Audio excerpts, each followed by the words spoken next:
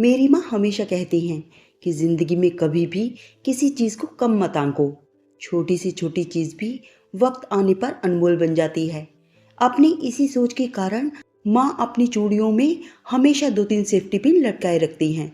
मुझे और दीदी को उनकी ये आदत हमेशा ही बहुत अखरती थी। हम उन्हें हमेशा टोकते, माँ ऐसी देहातन की तरह मत रहा करो, चूड़ी में सेफ्टी पिन टांगने का क्या तुक। अरे कभी चप्पल टूट जाए, कहीं से कपड़ा फट जाए, पेटीकोट का नाड़ा टूट जाए तो इस छोटी सी चीज़ से तुरंत अपनी लाज बचाई जा सकती है। इसीलिए तुम दोनों बहनों को भी यही सीख दूंगी कि इसे हमेशा अपने पास रखा करो। हम लापरवाही से सिर हिला देते, पर माँ अपनी धुन की पक्की थी। वे चुपके से हमारी फ्रॉक या स्कर्ट की जेब में या पेंसिल बॉक्स में ये छोटा सा डिवाइस खिसका ही देती थी। एक दो मौकों पर यह डिवाइस सचमुच डूबते को तिनके का सहारा साबित भी हो गया। एक बार स्कूल में दीदी की सलवार का नाला टूट गया, तो एक बार मेरे जूते की बेल्ट टूट गई। तब इसी से हमारी लाज बची। तभी से माँ की सीख को जीवन में उतारते हुए हम बहनें भी छोटी से छोटी चीज की कद्र करने लगी थी। माँ ज्यादा पढ़ लिख नहीं पाई थी, रहन सहन भी उनका बेहद साधारण ही था, पर इस हिसाब से उनकी सोच बहुत ऊंची थी। परिवार वालों के दबाव में आकर पिताजी भले ही तीसरे बच्चे के लिए तैयार हो गए थे, लेकिन माँ अपने दो बेटियों के परिवार को ही संपूर्ण मानकर अड़ी रही। वो हमें अच्छी शिक्षा देकर अपने पैरों पर खड़ी देखना चाहती थी। हम बहनों ने भी उन्हें निराश नहीं किया। दीदी पोस्ट ग्रेजुएशन पूरा कर बीएड करने लगी थी और मैंने इंजीनियरिंग में दाखिला ले लिया था। बीएड पूरा होते ही दीदी की एक स्कूल में नौकरी भी लग गई। पिताजी की छोटी सी नौकरी में माँ ने हमेशा किफ़ायत से घर चलाया था। हमें कभी किसी चीज़ की कमी महसूस नहीं होने दी थी। दीदी की नौकरी और तनख्वाह एक तरह से घर के लिए बोनस थे। माँ पिताजी हमें खुश देखकर गर्व से भर उठते। हमारी छोटी सी छोटी सफलता भी उनके लिए किसी बड़ी उपलब्धि से कम नहीं थी। हम उनकी राजकुमारियाँ थीं। मैं वाद विवाद में अच्छी थी। मेरी जीती गई एक एक ट्रॉफी माँ ने बैठक में करीने से सजा रखी थी। अपने गहनों से ज्यादा हिफाजत वे उनकी करती थीं। पर जल्दी ही हमारे इस छोटे से सुखी संसार को जमाने की नजर लग गई। दीदी की नौकरी लगने पर हमने पूरे घर परिवार और मोहल्ले में मिठाई बांटी थी। गर्व से फूले हुए पिताजी एक डिब्बा अपने ऑफिस भी लेकर गए थे। वहीं बातों बातों में अपने एक दोस्त के इंजीनियर बेटे से वो दीदी का रिश्ता भी तय कराए। घर आकर उन्होंने ये खुशखबरी सुनाई तो हम सबकी खुशियां दोगुनी हो गई थीं। पर दीदी तभी से उदास रहने लगी थी। मैं दीदी को छेड़ती, क्या दीदी, आप तो अभी से अपनी विदाई को लेकर उदास रहने लगी हैं। पर अनुभवी समझदार माँ ने एक दिन दीदी से सच उगलवा ही लिया। दरअसल दीदी अपने एक साथी अध्यापक से प्यार करने लगी थी और उन्हीं के संग घर बसाने के सपने भी देखने लगी थी। सब कुछ जानकर माँ के हाथों के तोते उड़ गए थे। वे जानती थी कि उनके पति बेटियों पर कितना भी गर्व कर लें, पर उनका ऐसा कदम वे किसी भी सूरत में बर्दाश्त नहीं करेंगे। फिर लड़का उनके दोस्त का बेटा भी है। माँ को परेशान देखकर दीदी ने उन्हें विश्वास दिलाया कि माँ चिंता नहीं करें, वे अपने प्यार को भुलाकर पिताजी के चुने हुए लड़के से शादी कर लेंगी। लेकिन सब कुछ जान लेने के बाद ये शादी करने में माँ को कोई समझदारी नजर नहीं आ रही थी। मेरा इंजीनियरिंग का लास्ट ईयर था और मैं पढ़ाई में लगी हुई थी। इन सब बातों की ओर मेरा ध्यान ही नहीं गया। एक दिन मुझे कुछ फुर्सत में देखकर माँ ने मुझसे सारी बातें साझा की। मैं खुद सन्नाटे किसी हालत में आ गई। खुद पर शर्म भी आई कि मैं घर के हालात से इस कदर अनजान कैसे बनी रही। लेकिन माँ की आगे की योजना सुनकर मेरे पैरों तले जैसी जमीन ही खिसक गई। बेटी, अब इस घर की लाश तू ही बचा सकती है। मैं? वो कैसे? मैं अचकचा गई। सब कुछ जान लेने के बाद अब तेरी दीदी का उस घर में रिश्ता करना 3 जिंदगियां बर्बाद करना होगा। तेरी दीदी बलि का बकरा भले ही बन जाए, पर जिंदगी में कभी खुश नहीं रह पाएगी। हाँ, ये तो है, मैंने अबोध की तरह हाँ में सिर हिलाते हुए कहा। क्या तू भी किसी के प्यार में है बेटी? माँ के अचानक पूछे सवाल पर मैं बौखला उठी। नहीं माँ, बिल्कुल नहीं। मैंने तो कभी इस बारे में सोचा तक नहीं। फिर ठीक है। माँ कुछ आश्वस्त हुई। तो उस इंजीनियर लड़के से तू शादी कर ले। क्या? मेरा मुंह खुला का खुला रह गया।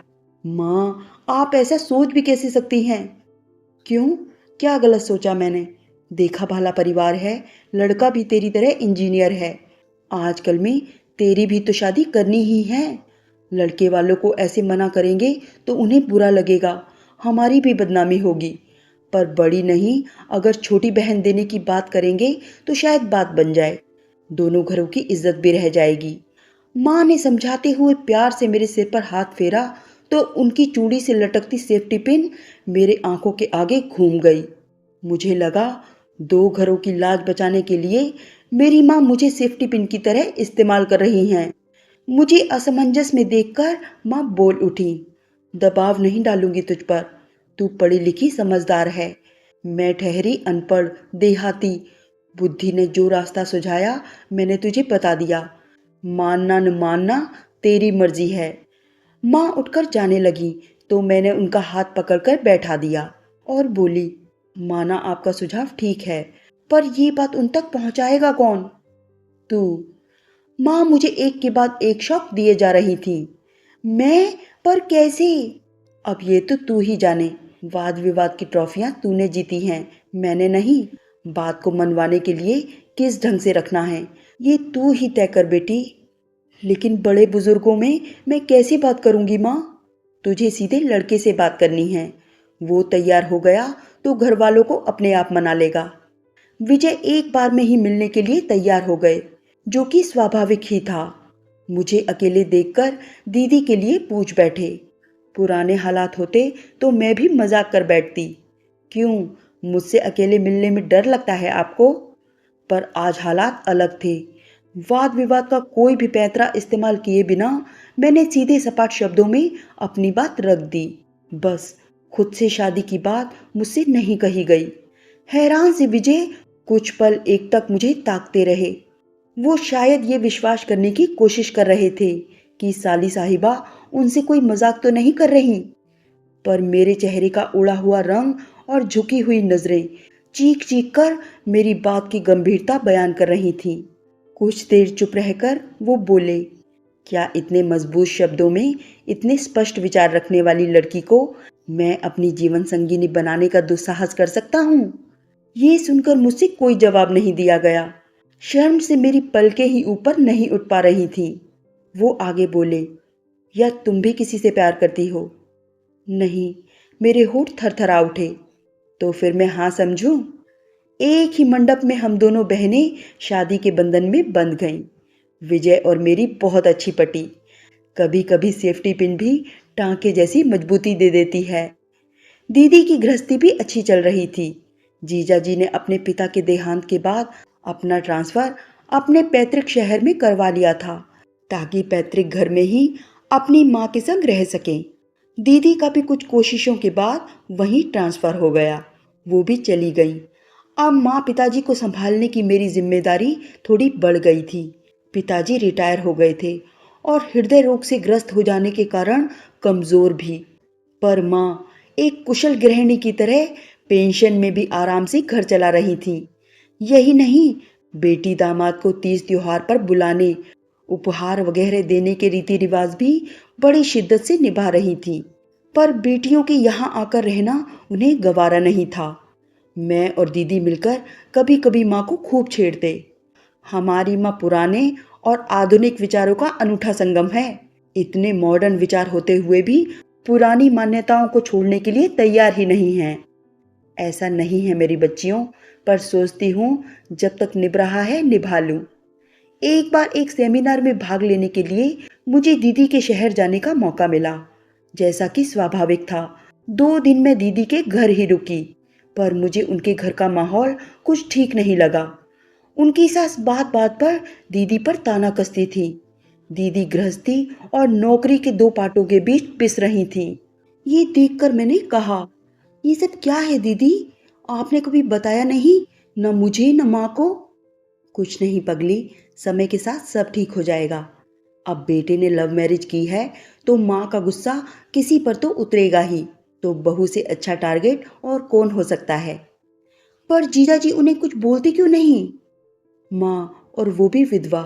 बस उनसे हमदर्दी की वजह से बेबस बने देखते रह जाते हैं, पर अकेले में अपने मन का दर्द बयान कर देते हैं। उससे क्या होता है? मैं तुनक गई। मैं उनसे बात करती हूँ।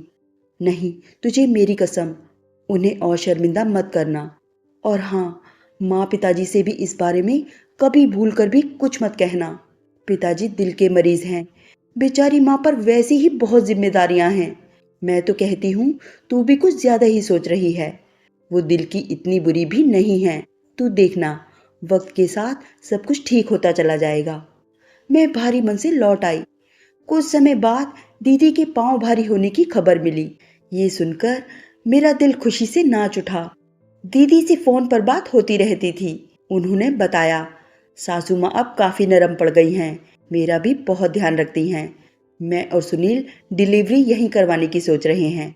यहाँ सब सुविधाएं हैं, बाद में छुट्टियां भी कम लेनी पड़ेंगी। ठीक है दीदी, जरूरत हो तो बिना झिझक मुझे बुला लेना। मैंने माँ को भी सारी बात ठीक से समझाकर आश्वस्त कर दिया था। दीदी जीजाजी ने एक तरह से ठीक ही फैसला लिया था। पिताजी की बाईपास सर्जरी के बाद घर की माली हालत वैसे भी ठीक नहीं थी। पैसे तो खर्च हुए ही थे। पिताजी शारीरिक रूप से और भी ज्यादा कमजोर हो गए थे। माँ की भी अब उम्र हो चली थी, जल्दी थक जाती थी। बस किसी तरह अपनी गृहस्थी की गाड़ी खींचे जा रही थी। लेकिन डिलीवरी से कुछ समय पहले ही दीदी ने अचानक एक दिन माँ के यहाँ आकर सबको चौंका दिया। जीजा जी भी साथ थे, मगर चुप चुप और सबसे नजरें चुरा रहे थे, मानो किसी गहरे अपराध बोध से गुजर रहे हों। दीदी का बड़ा सा सूटकेस बता रहा था कि वो डिलीवरी तक यहीं रुकने वाली हैं। एकांत मिलते ही मैंने दीदी से माजरा पूछ लिया। क्या बताऊं, हमारा तो इरादा वहीं डिलीवरी करवाने का था, लेकिन सासू माँ का कहना है कि बहू की पहली डिलीवरी उपहारों सहित विदाई वगैरह मायके से ही होनी चाहिए, वरना बिरादरी में नाक कट जाएगी। मजबूरन सुनील को मुझे छोड़ने आना पड़ा। वो तो खुद मन ही मन बहुत शर्मिंदा हो रहे हैं। लग रहा है, मैंने धीरे से कहा। तू चिंता मत कर, यहाँ भी सब अच्छे से हो जाएगा, हम सब हैं ना। ढांढस बंधाती माँ के चेहरे पर चिंता की लकीरें साफ देखी जा सकती थी। मैंने भी दीदी को ऐसे समय में चिंता मुक्त रहने के लिए समझाया। अगले दिन मैं ऑफिस से सीधे माँ के यहाँ पहुँच गई। जीजाजी रात की ट्रेन से लौटने वाले थे। घर पहुंची तो दीदी जीजाजी दोनों नदारद थे। माँ से पूछा तो उन्होंने बताया, कुछ जरूरी काम है कहकर बाहर गए हैं। थोड़ी ही देर में ढेर सारे सामान से लदे फदे दीदी जीजाजी आ गए। ये सब क्या है? मेरे और माँ के मुंह से एक साथ निकला। ये सब आप बाद में देख लेना, अभी मेरा खाना लगाकर मेरी पैकिंग करवा दीजिए, मेरी ट्रेन का वक्त हो गया है। अरे हाँ, सब फटाफट काम में लग गए। जीजाजी को रवाना कर हम सुस्ताने बैठे तो माँ ने आखिरकार पूछ ही लिया, तुम दोनों गए कहाँ थे और ये इतना सब क्या लाए हो? माँ, सुनील अपराध बोझ से दबे जा रहे थे, इसीलिए ढेर सारा मेवा, घी वगैरह सारा सामान लाकर रख गए हैं। सासू माँ ने उपहार के तौर पर जो साड़ियाँ, कपड़े, गहनों आदि की मांग की थी, वो भी हमने पहले ही लाकर रख दिए हैं। बाद में मेरा बाजार जाना मुश्किल होगा। एक बाई से भी बात कराए हैं जो मेरा और बच्चे का सारा काम कर देगी। माँ, आप और पिताजी बिल्कुल टेंशन मत लेना। पर ये सब तो हमें करना चाहिए था बेटी, तेरी सासू माँ को पता चला तो? माँ चिंतित थी। उन्हें कैसे पता चलेगा माँ? उनकी और जमाने की नज़र में तो ये सब आप ही ने किया होगा। हमें दोनों ही घरों की इज्जत और मान मर्यादा का पूरा ख्याल है माँ। ये सुनकर माँ की आंखें पनीली हो गई। हम दोनों बहनें भी भावुक हो गई। माँ की सीख को हम दोनों बहनों ने अपने जीवन में पूरी तरह उतार लिया था। सेफ्टी पिन साथ रखते रखते हम दोनों बहनें व्यवहार से भी अपने माता पिता की लाज बचाने वाली सेफ्टी पिन बन गई थीं।